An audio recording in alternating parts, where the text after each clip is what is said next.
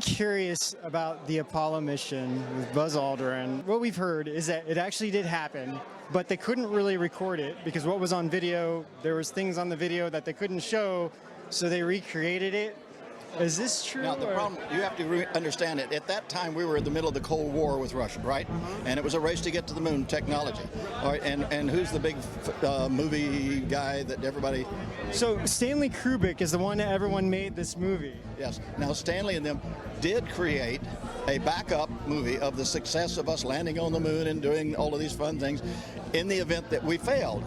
Okay, that we can prove we got there and did it. Now what happened is those fake movies, some people got a hold of that. Oh, you never went to the moon, you didn't. And my answer to that is, okay, now let me ask you a question. You know about the Hubble telescope? Okay, and you know about satellites going around the moon, taking pictures and sending them back to Earth, right?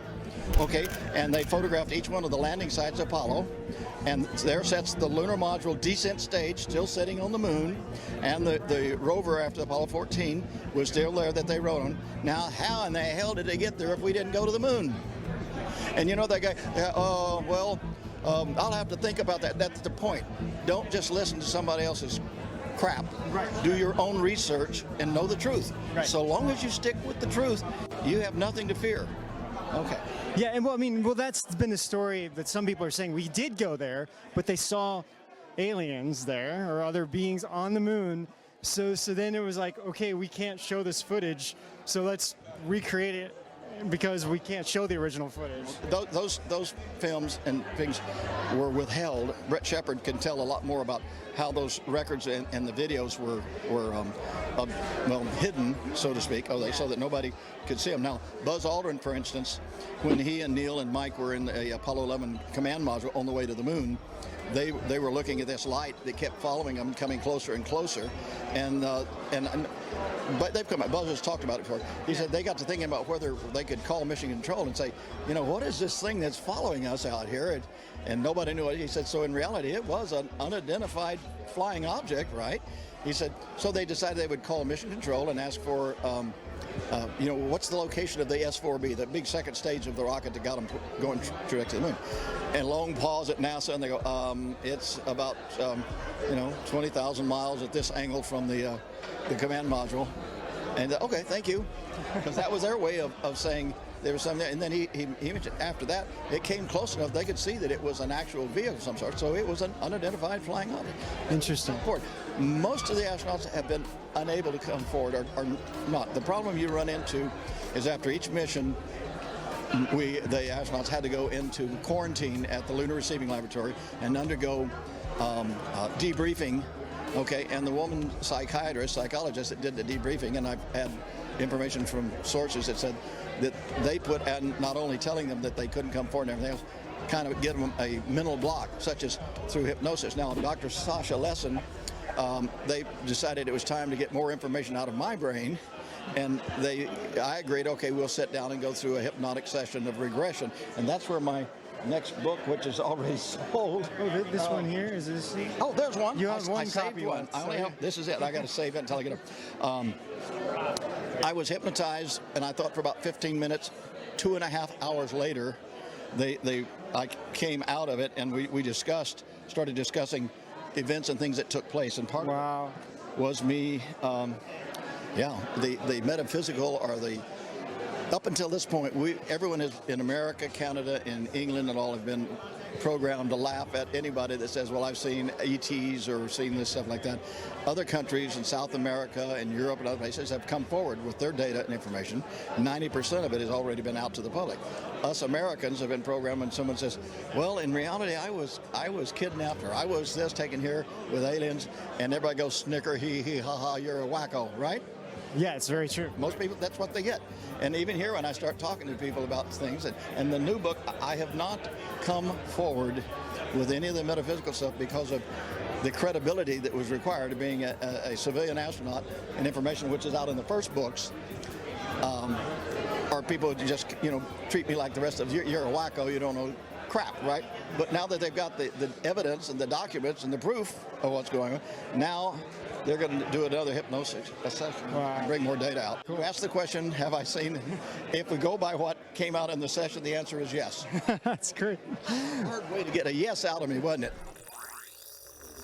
Guys, I'm actually really excited. We're about to interview Brett from Contact in the Desert, Brett Shepard. He's actually been involved in a lot of image work related to NASA. So he has actually a very interesting perspective on the moon that I want you guys to hear. So Brett Shepard, can you tell us a little bit about what you've done? Well, when I was 15 years old, Stanford Research Institute came to me in 1982 in an art class. I was very young, but I was a very good artist, and they knew I had a photographic memory.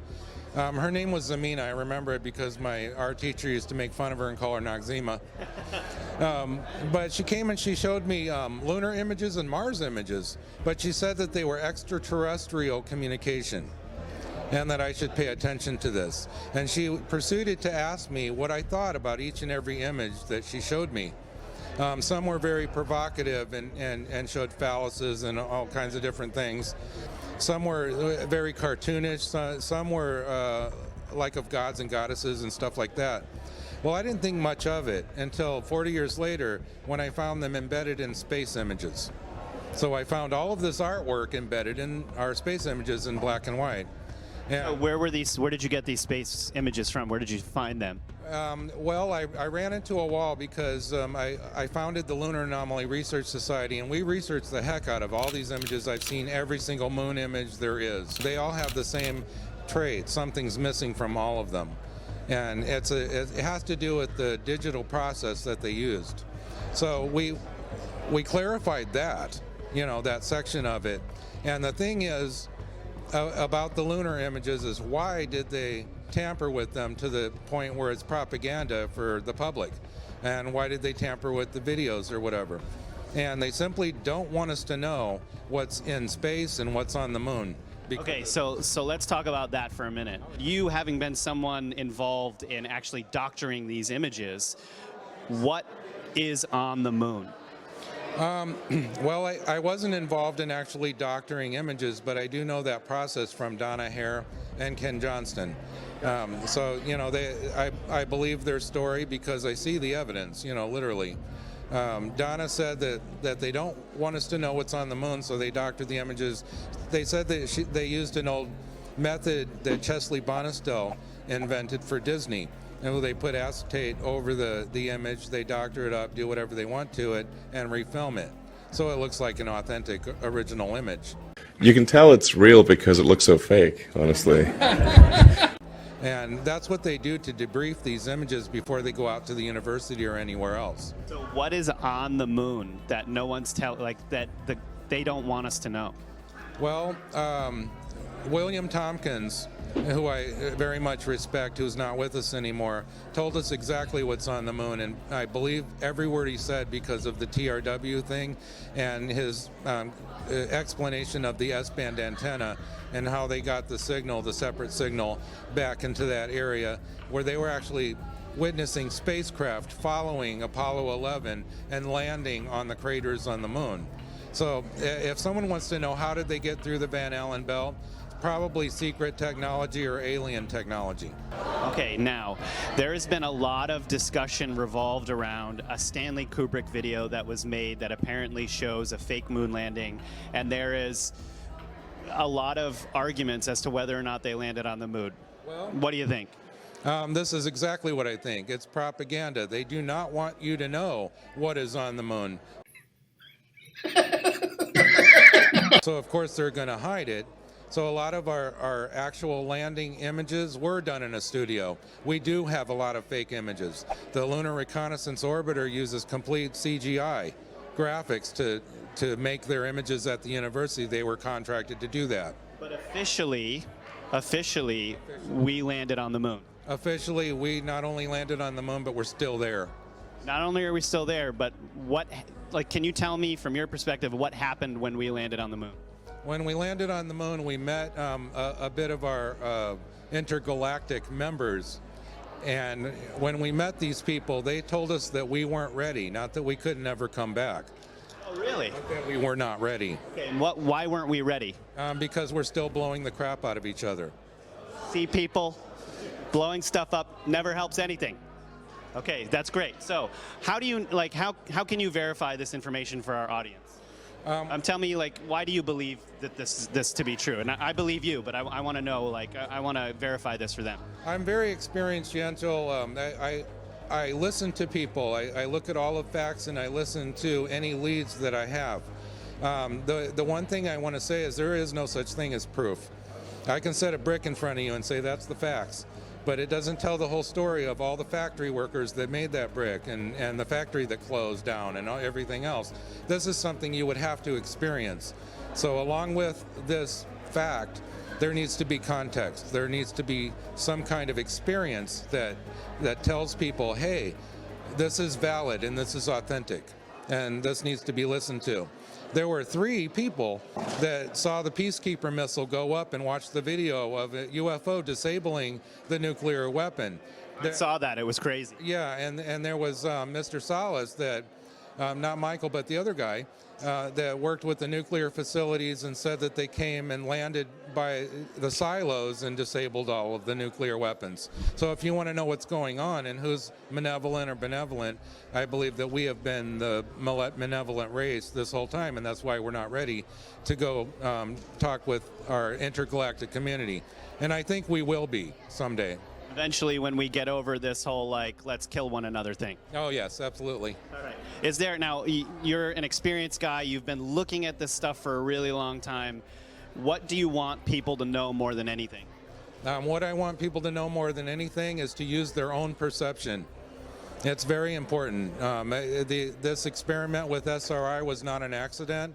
They came to see how someone that perceives everything would react when they saw these embedded images and lunar images and such. So they are very concerned about perception, and they want to know if you're buying the fake images or not. So it's almost would you say it's like a social it's like a social experiment? Yes, it's propaganda. It's they needed us to.